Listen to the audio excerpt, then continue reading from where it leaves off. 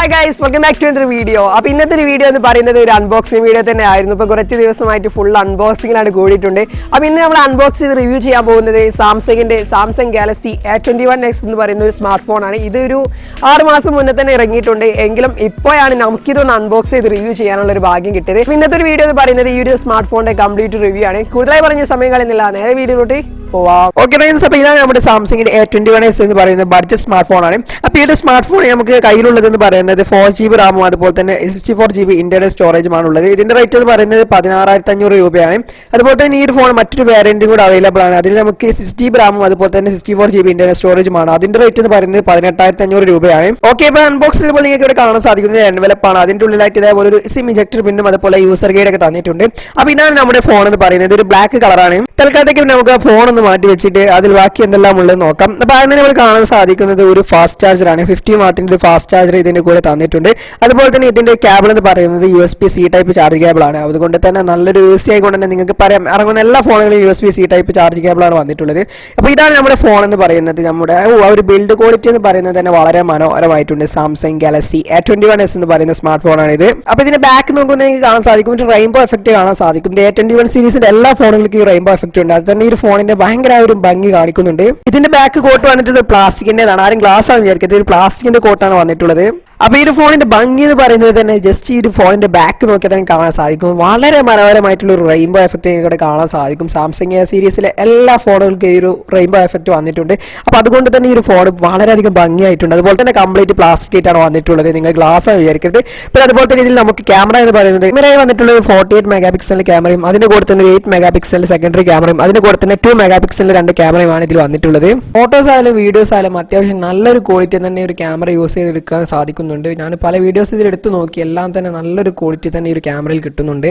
നമ്മൾ കാണുന്ന അതേപോലെ തന്നെ ആ ഒരു ഇമേജും ആ ഒരു വീഡിയോ ഒക്കെ അത്രയും പെർഫെക്റ്റ് ആയിക്കൊണ്ട് തന്നെ ഈ ഒരു ക്യാമറയിൽ കിട്ടുന്നുണ്ട്. എന്തായാലും അടിപൊളിയായിട്ടുള്ള ഒരു ക്യാമറയാണ് ഈ ഫോണിന് നൽകിയിട്ടുള്ളത്. ഈ ഒരു ഫോണിന് പിറകിലായിട്ടാണ് ഫിംഗർ പ്രിന്റ് സെൻസർ വന്നിട്ടുള്ളത്. ജസ്റ്റ് നമ്മൾ ആ ഒരു ക്ലിക്ക് ചെയ്യുമ്പോൾ തന്നെ വളരെ ഫാസ്റ്റ് തന്നെ വരുന്നുണ്ട്.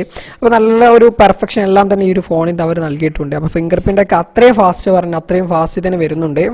പിന്നെ ഈ ഒരു ഫോണിന്റെ ഡിസ്പ്ലേയിലോട്ട് നോക്കുകയാണെങ്കിൽ TFT LCD ഡിസ്പ്ലേ ആണ് നൽകിയിട്ടുള്ളത്. അത് തന്നെ ഒരു ഫുൾ HD ഡിസ്പ്ലേ അല്ല നൽകിയിട്ടുള്ളത്, ഒരു 70 TB ഡിസ്പ്ലേ ആണ്.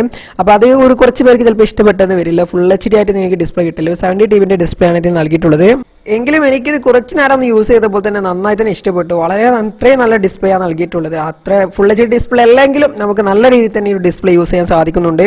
പിന്നെ ഈ ഒരു ഫോണിന് നൽകിയിട്ടുള്ള പ്രോസസ്സർ എന്ന് പറയുന്നത് സാംസങ്ങിന്റെ Exynos 850 ഒക്ട പ്രോസസ്സർ ആണ്. അപ്പോൾ ഈ ഒരു പ്രോസസ്സറിന്റെ കാര്യം പറയുകയാണെങ്കിൽ അത്ര വലിയ ക്വാളിറ്റി ഉള്ള പ്രോസസ്സർ ഒന്നുമല്ല. ഇതിനെക്കാളും ടോപ്പ് ആയിട്ടുള്ള പ്രോസസ്സർ സാംസങ്ങിനുണ്ട്.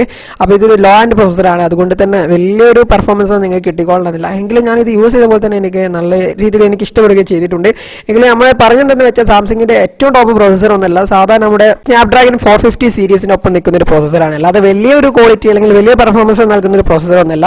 എങ്കിലും നമുക്കിത് നല്ല രീതിയിൽ തന്നെ ആ ഒരു ബഡ്ജറ്റ്, നമ്മുടെ ആ ഒരു ബഡ്ജറ്റിന് കീഴിൽ അവൈലബിൾ ആയിട്ടുള്ള ഒരു നല്ല പ്രോസസ്സർ തന്നെയാണ്.